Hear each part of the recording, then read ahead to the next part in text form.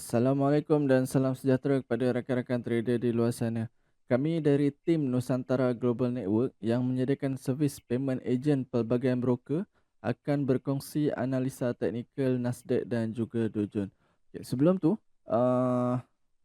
kawan-kawan boleh follow semua platform media rasmi Nusantara Global Network untuk mengetahui update terkini berkenaan dengan kontes, promosi bonus dan juga rebate sehingga 35 US. So, kita terus kepada chart. Hari ini 16 hari bulan 4 tahun 2026. Hari Khamis, hari keempat dagangan dalam minggu ini. So, kalau kita nak recap balik pada analisa lepas yang mana kita target kita nak kita nak buy sebab kita nampak clearly kat sini uptrend sedang mendominasi pasaran dan kita mengharapkan yang price membuat retracement turun ke kawasan support become resistant become support di sini RBS. So nampaknya price dia tak bagi muka, dia terus keep on jalan terbang naik ke atas sehingga ke waktu ini kita nampak yang price masih lagi membuat kenaikan. Memang the fly kau-kau daripada sini sampai ke atas sini. Okey, kita nak tengok sikit, nak intai sikit Dow Jones. Dow Jones pun lebih kurang sama, dia tak follow, dia tak turun terjun ke kawasan kita punya zone dan dia terus keep on membuat kenaikan. Tak apa. Kita tengok Nasdaq dulu. Okey, kita tengok Nasdaq dulu yang mana kita nampak pergerakan harga keep on membuat kenaikan. Dia naik, dia rehat, dia naik, dia rehat, dia naik. Sekarang ni dia belum berehat lagi, dia sedang membuat uptrend. Baik, oleh yang demikian kita follow dia punya trend, kita follow rapat-rapat dia punya kenaikan. Okey, sebelum tu saya nak tengok di time frame weekly. Okey, something sesuatu yang menarik kalau kita nak tengok pergerakan harga. Okey, kita tengok monthly. So kalau kita tengok candle monthly, paras harga sekarang berada di paras harga yang tertinggi. Last dia buat kenaikan pada tahun 2025. Nampak di sini.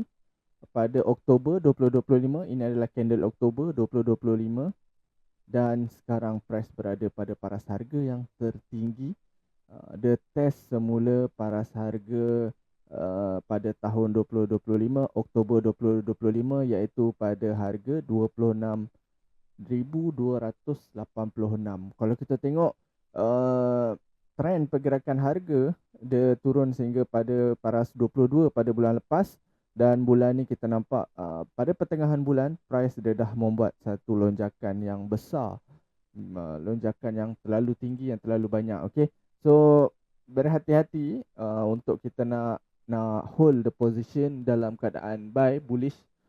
So kemungkinan yang price akan turun balik itu ada. Tetapi jika candle pada bulan April close dalam keadaan pada paras harga yang tertinggi, so itu yang petanda pada bulan Mei kemungkinan price akan terus naik mencari pada paras harga 27 ataupun 28,000. Okey, so kita turun balik ke time frame 1 jam.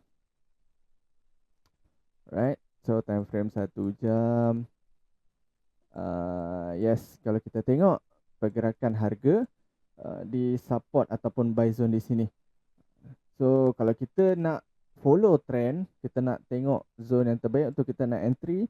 Saya nampak di sini adalah zone yang terbaik untuk kita nak entry. Sebab zone ini agak besar. Zone yang masih lagi fresh, belum ada mana-mana paras harga datang untuk retest dia punya zone. So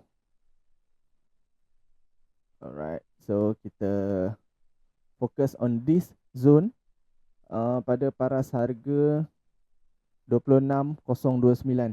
So kita nampak clearly yang price mungkin akan terus naik lagi selagi mana belum ada structure downtrend terbentuk. Selagi itu kita masih lagi mencari peluang untuk nak buy.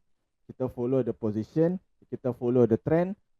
So get ready untuk kita nak buy di dalam paras harga 26,029 sampai 25 939. So get ready dalam zone, nak layer pastikan layer setiap 3 ke 5 pip, kira betul-betul dengan korang punya margin ada berapa layer yang boleh support dengan margin korang, dan juga berapa lot size yang sesuai dengan korang punya margin, dan berapa banyak layer yang korang nak letak untuk pending order. So pastikan korang ada plan di mana nak cut loss ataupun di mana nak letak stop loss.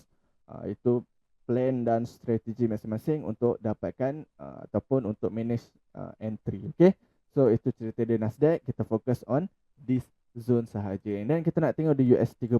So US 30 something yang cantik, sebab kita nampak yang ada juga retracement berlaku, tak macam Nasdaq. Nasdaq memang dia pacak terus keep on membuat kenaikan, new high.